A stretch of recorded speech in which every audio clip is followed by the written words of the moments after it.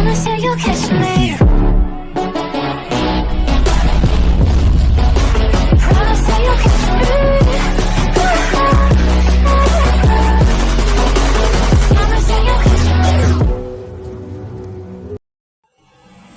Como que a igreja apareceu, amém? Amém. Quantos estão felizes de estar na casa de Deus? Glória! Se eu te perguntar quando foi que começou o seu culto? No acordado amanhã, na escola dominical, o tempo todo temos que cultuar o Senhor. Amém? Se estava se tocando um louvor que diz o seguinte, foi uma frase que me tocou muito, que diz o seguinte: eu só tinha os meus pecados para lhe oferecer, mas ele me amou. Eu só tinha os meus pecados para lhe oferecer, mas ele me amou. Eu só tinha os meus pecados para lhe oferecer, mas ele me amou. E essa noite nós vamos falar sobre o amor de Cristo. Convido os irmãos a abrirem em Gálatas, capítulo 5. Gálatas 5.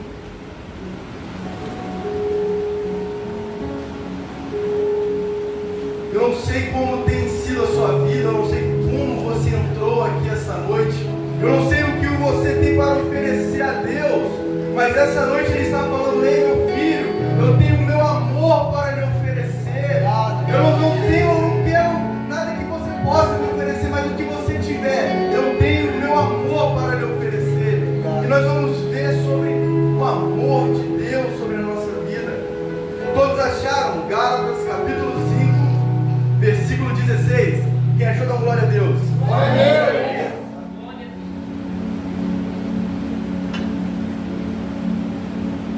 Diz o seguinte: digo, porém, andai em espírito, e não cumprireis as concupiscências da carne, porque a carne cobiça contra o espírito, e o espírito contra a carne, e estes opõem-se um ao outro, para que não façais o que quereis.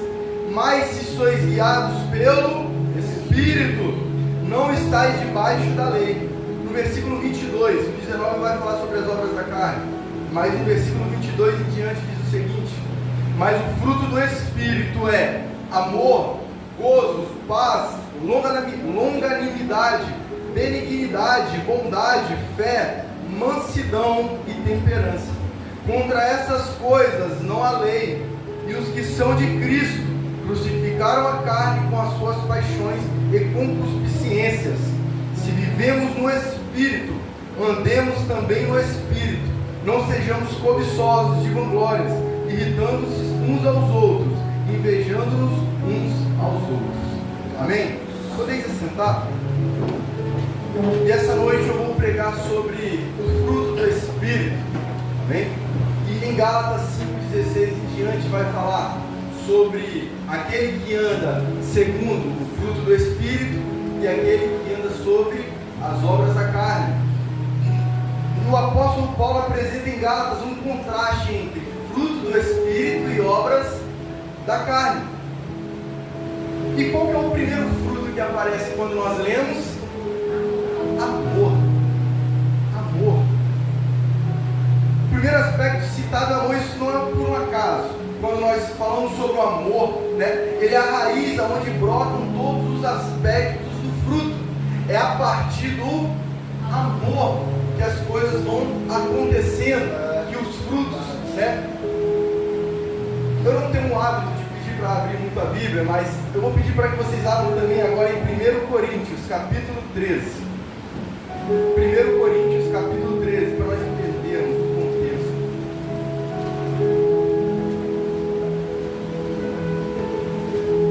1 Coríntios, capítulo 13, versículo 1. Diz o seguinte: aqui eu quero demonstrar a importância do amor. Ainda que eu falasse a língua dos homens e dos anjos e não tivesse amor, seria como um metal que soa ou como um sino que tine. E ainda que tivesse o dom de profecia e conhecesse todos os mistérios e e ainda que tivesse toda a fé, de maneira tal que transportasse os montes, e não tivesse amor, nada seria. E ainda que distribuísse toda a minha fortuna para o sustento dos pobres, e ainda que entregasse o meu corpo para ser queimado, e não tivesse amor, nada disso me aproveitaria. Então nós entendemos o valor, a importância que se tem o amor. Fala para o seu irmão do seu lado: eu te amo. Você me ama? Tem que amar. A importância do amor. E a palavra de Deus fala sobre os frutos, né? Imagina uma árvore. Eu até falei uma frase que diz o seguinte: o amor é a seiva que alimenta todos os ramos. Sem ele não há frutos saudáveis. Não tem como frutificar se a seiva da árvore está ruim. Não tem como nós dar bons frutos se nós não tivermos o amor. O amor, ele é a base para tudo. E nós vemos a importância. Não adianta eu conhecer todos os mistérios, né? Eu dar minha fortuna aos pobres, sem amor não tem valor nenhum. Então nós entendemos a importância do amor. E eu pergunto nessa noite, já que nós temos que frutificar, o que é fruto? Fruto. Fruto é o resultado de quem está sendo habitado pelo Espírito. Então quando eu falo sobre temos que ter fruto do Espírito, eu quero dizer que temos que ter o hábito do Espírito Santo em nossa vida. Quando eu estou falando de fruto, eu estou falando de hábito, automaticamente de habitação. Então quem é que está habitando a minha vida? É através desse diagnóstico do fruto do Espírito que nós vamos entender da habitação do Espírito Santo. Me fala quais são os seus hábitos e eu vou falar quem habita em você. Os nossos hábitos revelam quem habita em nós. Você não precisa me dizer quem está ganhando, se é a carne ou se é o Espírito. Através dos hábitos que nós temos, nós vamos estar revelando quem está habitando em nossa vida. E eu te pergunto, quem está habitando em sua vida? Quais são os frutos que estão em evidência na sua vida? E o fruto, ele é algo natural. O fruto não é algo forçado.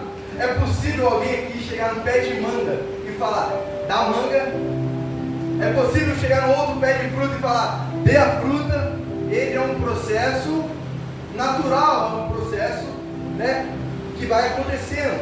E se eu te perguntar essa noite, quem governa a sua vida? A carne ou o Espírito? Faz uma autorreflexão na sua vida. Será que quem está governando os hábitos que eu estou tendo sobre a minha vida? Será que estão mais para o lado da carne ou será que está mais para o lado do Espírito Santo de Deus? E eu queria falar sobre quatro formas de se relacionar com Deus. E a primeira forma é vida de Deus. O que seria uma vida de Deus? São pessoas que querem os benefícios de estar perto de Deus. Quando eu falo que eu quero uma vida de Deus, eu estou procurando Deus porque eu preciso de uma vida segura, porque eu preciso de uma vida próspera, porque eu preciso que o meu casamento dê certo. Vida de Deus, os benefícios que a palavra de Deus pode trazer sobre a minha vida. Isso é uma forma de se relacionar com Deus. Segunda, vida sobre Deus. São pessoas que têm uma vida sobre informações sobre Deus. Quem que cresceu na igreja? Muitas pessoas cresceram na igreja. Muitas pessoas estudam a palavra de Deus, têm a informação da palavra de Deus. E isso é uma vida sobre Deus. Ok. Mas o que eu quero dizer com isso? Basta viver uma vida só sobre Deus? Será que basta viver uma vida só conhecendo da palavra? É muito bom estudar a palavra, é muito bom crescer no Evangelho, saber de Deus, saber das coisas espirituais, mas ainda assim não é suficiente. Uma vida de Deus, pelos seus benefícios, não é suficiente. uma vida sobre Deus, sobre informações, não é suficiente. Terceiro, vida para Deus. Vamos lá. Eu sei que tudo isso está respaldado pela palavra, isso é correto, mas eu quero que vocês entendam algo. Vida para Deus são pessoas que levam uma vida tentando fazer coisas para Deus. É errado fazer coisa para Deus? Não é errado. Mas o problema é quando a minha vida só se baseia em fazer as coisas para Deus.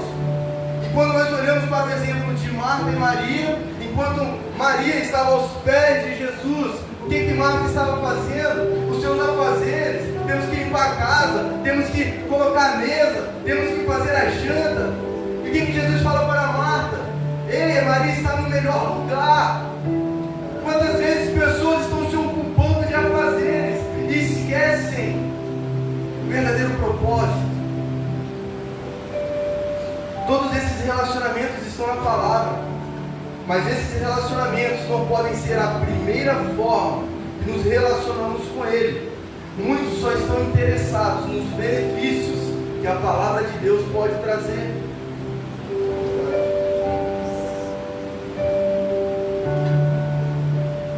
Muitas pessoas estão querendo a famosa boa vida. E não é errado buscar a boa vida, mas é como busca, da forma que busca. Então, os 3 primeiros pontos são os benefícios, vida de Deus, vida sobre Deus, informações que eu tenho a respeito de Deus, e vida para Deus, que é uma vida de servidão, e elas estão respaldadas na palavra. Mas existe um 4º ponto que eu acredito que seja o mais importante, entrando na nossa palavra dessa noite, em Gálatas. Vida com Deus. Eu não sei se vocês estão entendendo, irmãos. Vida com Deus. É entender que agora o Espírito Santo habita em cada um de nós. É muito bom viver os benefícios, é muito bom saber sobre Deus, mas é muito melhor quando o Espírito Santo de Deus faz habitação em nós. Talvez a primeira coisa que quando chegarmos no céu, os antigos do Velho Testamento foi perguntar, cara, como foi andar com Ele? Eles não tinham acesso ao Pai. É muito bom quando... Ah, Deus, glória a Deus. Vida com Deus. O que importa é a presença de Deus em nossa vida. Quantos têm buscado essa vida com Deus? Quantos têm gastado tempo de devocional, de saber o que Deus quer de você? Vida com Deus. Essa é a boa notícia do Evangelho. É Jesus falando, vou restabelecer o caminho com o Pai. Tinha se perdido esse caminho, tinha se rompido, mas Jesus falou, vou restabelecer. Jesus fala que Ele é o caminho, a verdade e a vida. Ei, agora eu estou podendo fazer que Deus habite em você. Imagine os privilégios que isso pode trazer para nós. Saber que você pode orar e Ele está te ouvindo. Saber que você pode clamar e Ele vai te ouvir. Saber que você está passando por aflições e Ele está falando, ei meu filho, eu estou com você, eu estou te vendo. Jesus, Ele nos conectou novamente com o Pai. A ceia vai nos mostrar isso, a cruz do Calvário nos mostra isso, restabelecendo a conexão que se foi perdida. E se eu perguntar para vocês, por que o Éden era considerado o paraíso? Quem pode me responder? Por que será que talvez lá tinha árvore? Aqui tem árvore. Será que porque era a região que era bons frutos, né? Era um bom lugar? Temos bons lugares aqui na terra. Mas o que definia a plenitude da perfeição, o paraíso, era Deus descendo naquele jardim, Deus transformando o homem à sua imagem e semelhança, a conexão do Pai com a sua obra, com o seu Filho. O paraíso é onde Jesus está. E a maldição do pecado é uma vida sem Deus. Se é algo grandioso, vida com Deus, a maldição é uma vida sem Deus. O que é o pecado? É a transgressão da lei, aquilo que te afasta de Deus. Aqui não é o paraíso porque existe pecado, existe algo que está nos separando. Mas Jesus restabeleceu esse caminho para todo aquele que nele crê e confessar Ele como seu Salvador. Aquele que aceita Ele como seu Salvador vai ser agora filho de Deus. E Ele ceia com nós. Conexão, senta à mesa. Essa noite Ele chama: meu filho, eu quero ter comunhão com você.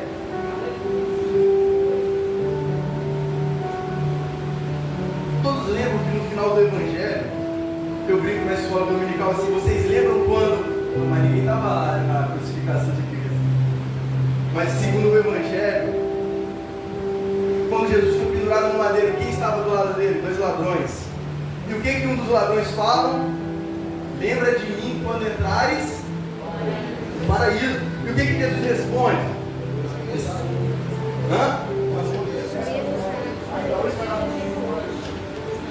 Ainda hoje estará com quem? Comigo no paraíso. Então o que eu entendo com isso, irmão? Quantas vezes nós pensamos: eu quero ir para o céu, que lá é o paraíso, lá vai estar muito bom. Não, eu quero ir para onde está Jesus, eu quero ir para onde está Deus, lá vai ser o verdadeiro paraíso.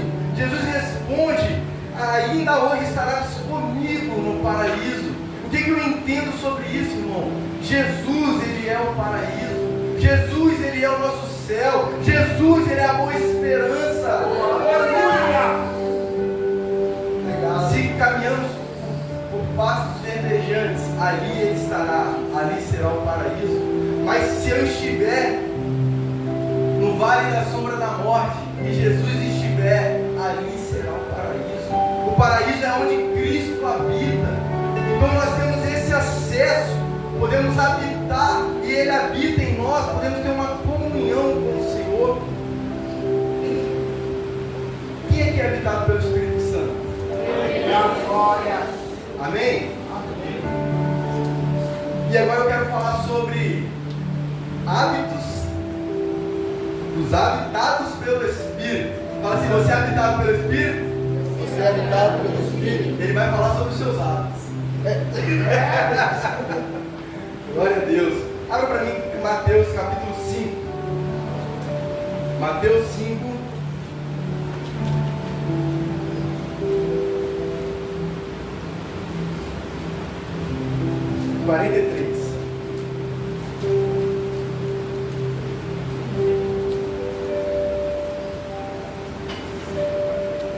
Mateus capítulo 5, versículo 43. Diz o seguinte: ouvistes que foi dito: amarás o teu próximo e aborrecerás o teu inimigo. Eu, porém, vos digo: amai a vossos inimigos, bendizei os que vos maldizem, fazei bem aos que vos odeiam e orai pelos que vos maltratam e vos perseguem. Versículo 45: para que sejais filhos do Pai que estás no céu, porque faz que o seu sol se levante sobre os maus e bons, e a chuva desça sobre justos e injustos. Pois se amardes os que vos amam, que galardão tereis? Não fazem os publicanos também o mesmo? E se saudardes unicamente os vossos irmãos, que fazeis demais? Não fazem os publicanos também assim? Sede vós, pois, perfeitos, como é perfeito o vosso Pai que estás nos céus. Amém. E aqui nós vamos entrar no fruto do Espírito. E essa noite irei me deter no fruto do amor. E se vocês falaram que vocês são habitados pelo Espírito Santo, esse fruto do amor vai ser evidente na sua vida. Vai ser o quê? Um resultado. Só que nós entendemos amor de uma forma errada. Quando nós falamos amor, o mundo, ok? As pessoas entenderam amor de forma errada. E nós aprendemos que amor, ele é uma moeda de troca. Ele é algo para ser negociado. Ou eu compro ou eu pago, usando o que como troca? Uma moeda chamada amor. Se eu quero conquistar alguém, o que eu faço? Quando eu quero benefícios de alguém, eu começo a demonstrar amor. Se eu quero me relacionar com agora é minha esposa, o que eu começava a demonstrar para ela? Amor. Se eu quero um benefício de alguém, eu começo a... Você vai chegar lá e vai dar uma bicuda na canela dele? Não vai. Você vai demonstrar o quê? Amor. Moedas de troca. E ela também serve para pagar. Quem faz coisas boas para mim, eu recompenso quem? Quando você tem aquele amigo que tem uma piscina em casa e fala assim, hein, vem aqui com um churrasco aqui tomar banho de piscina. Você vai falar, sai daqui, tá arrependido. Você vai falar o quê? Claro, com certeza, eu te amo, você é meu melhor amigo.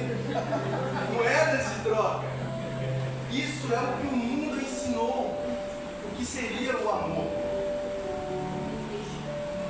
Só que Jesus, ele veio para ressignificar o verdadeiro amor. Glória a Deus. Diz assim, ai men. Fala, ai men, que agora vai ficar bom. Agora vai. Irmãos, eu brinco porque eu apoiei bastante. Quando você vai montando a pregação, você vai estudando. O Espírito Santo vai falando com você já toma um soco aqui, um soco ali, e a verdade vem à tona. Eu não sei quem ministra é assim, ou, né, mas ai men. Então no versículo 46 e 47 diz o seguinte. Veja comigo, pode deixar aberto em Mateus 45 e 47. Para que sejais filhos que estás no céu. 46 e 47. Vai dizer o seguinte: pois se amardes os que vos amam, que galardão ter? Isso é fala de Jesus.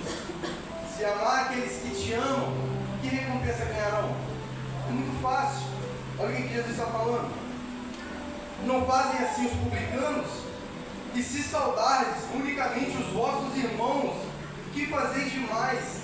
Não faz os publicanos também assim? E no momento em que Jesus está falando essas coisas, ele está falando para os judeus, que naquela época odiavam quem?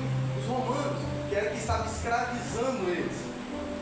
E Jesus ele veio para ressignificar o que é o verdadeiro amor. E o que seria o verdadeiro amor? Uma pergunta que eu quero fazer para vocês, uma autorreflexão.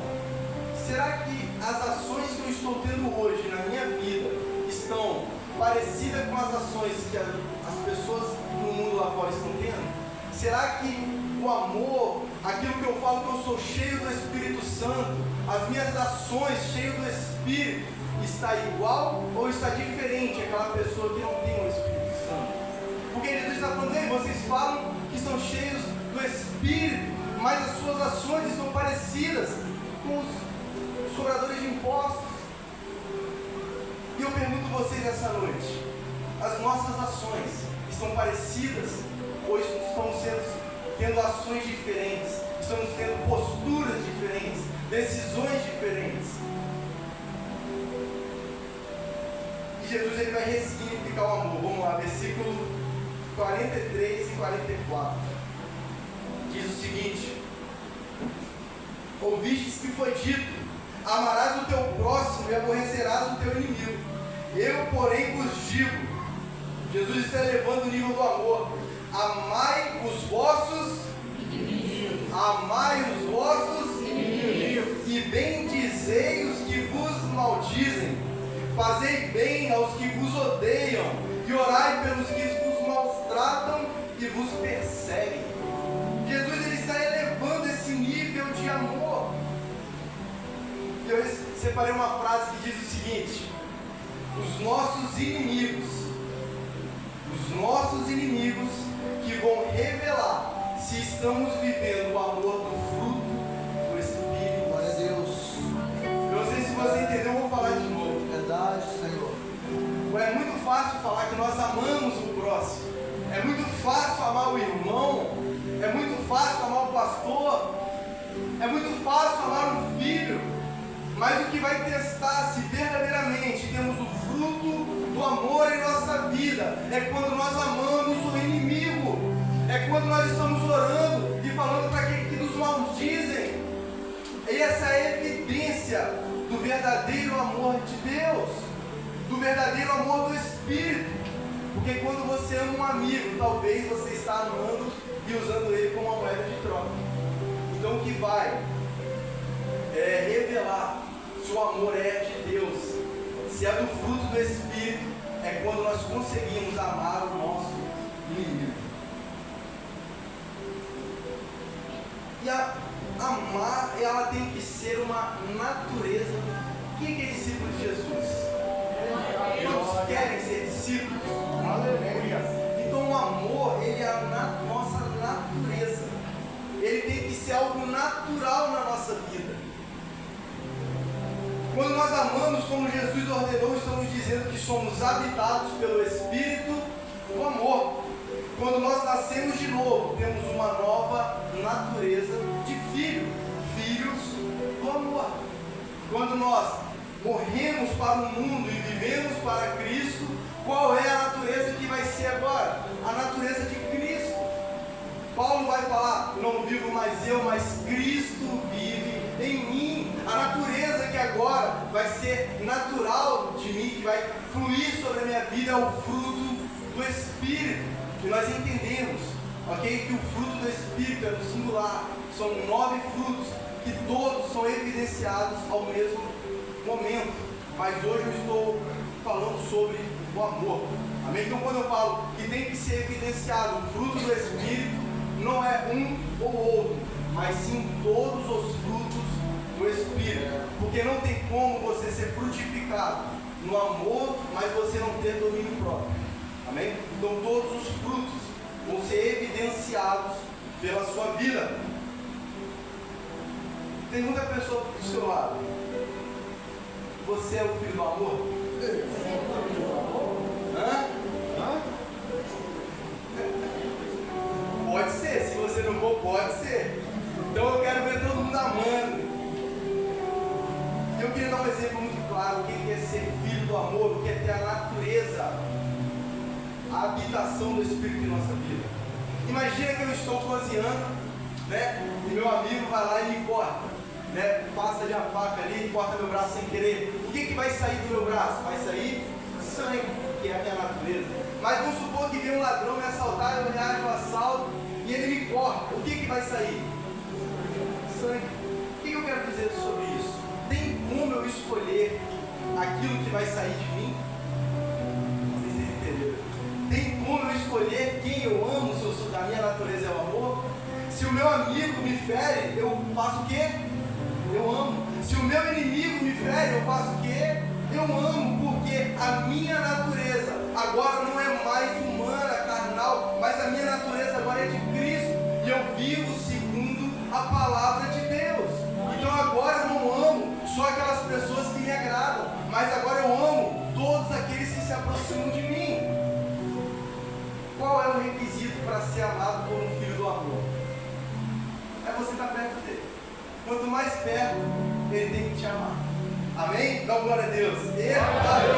Amém. Agora tem que amar o inimigo. Tem que amar o inimigo. A hora é agora.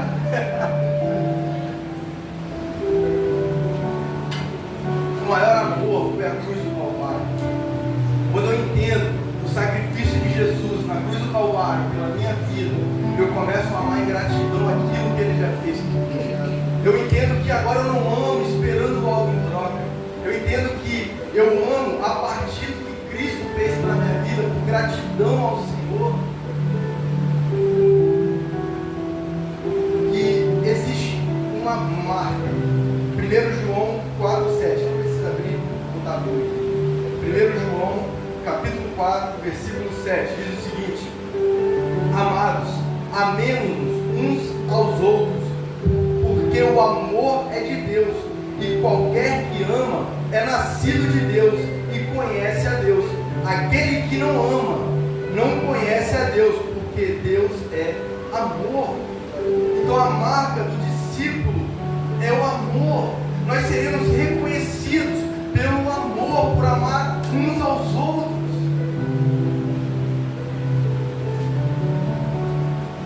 E se essa noite eu pudesse chegar no seu trabalho, perguntar assim: Pablo, Como que você é conhecido no seu trabalho? Será que as pessoas estão me conhecendo pelo amor? Será que talvez se eu chegasse, Jefinho, se eu chegar no meio dos seus amigos e perguntar como que vocês conhecem ele, será que a marca que ele está deixando é o amor? Se eu chegar, Alex, lá no meio da sua família, a marca que você está deixando e perguntar a eles, é o amor? Eu pergunto essa noite a vocês, como que estamos sendo reconhecidos pelo mundo lá fora? Através do nosso amor?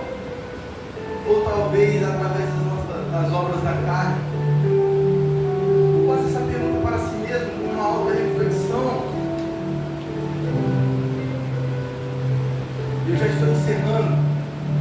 E às vezes você pode me perguntar o seguinte, mas Paulo, eu já nasci de novo, eu vivo para Cristo, mas eu ainda não consigo viver essa natureza do amor. Eu não consigo que isso seja tão natural em minha vida. Como que eu posso fazer esse amor fluir? É muito simples a resposta. Eu só dou o que eu tenho. Eu só posso transmitir aquilo que eu já tenho. Então, somente se você estiver todos os dias com amor, quando você tem comunhão com Deus, quando você se dedica tempo com Ele, esse amor vai habitar em você e você vai conseguir transmitir esse amor. Nós não somos uma fonte, nós somos a conexão, talvez, vamos dizer assim, a pessoa, o instrumento que vai levar o amor. Jesus diz, eu sou a videira verdadeira, e aquele que estiver em mim dará bons frutos. A fonte do amor é Jesus. Aquele que estiver nele, os frutos serão natural, as coisas fluirão. Então, se eu não estou conseguindo frutificar o amor na minha vida, gaste tempo com o Senhor, tenha comunhão com Ele, devocional. Não aceita sair daquele ambiente vazio. Não deixe ser cheio pelo que não é hábitos do Espírito. Não deixe Satanás encher o seu coração. Mas que você possa frutificar, pois estamos conectados em Deus, podendo alcançar vidas, podendo levar o amor de Deus, podendo ser reconhecido como discípulo, porque somos filhos de Deus. E para nós encerrarmos, talvez você pode me perguntar, mas Paulo, se é algo natural, então vai fluir normal, não preciso me esforçar, mais ou menos. Vamos lá. Ter a natureza significa ter potencial para. Imagine um lutador, né? Uma pessoa que é um lutador profissional, e esse lutador ele tem um filho, ele tem potencial também para ser um lutador. Talvez ele tenha uma aptidão, ele tenha a natureza, ele é forte, mas se o filho desse lutador não se preparar, não fazer dieta, não treinar, será que por natureza ele vai alcançar a estatura de um bom lutador? Não. Nós temos a natureza e a aptidão, mas a pergunta é se estamos dispostos a desenvolver esse amor que está em nós. Então é da nossa natureza o amor, mas todos os dias nós temos que desenvolver esse amor em nós. E se nós não se colocarmos diante de Deus, para que esse amor possa crescer em nossa vida, para que nós possamos ser cheios de amor, para poder amar ao próximo, nós não vamos conseguir, porque nós não somos fonte. A fonte é somente um, que é Jesus Cristo. E se estamos nele, naturalmente,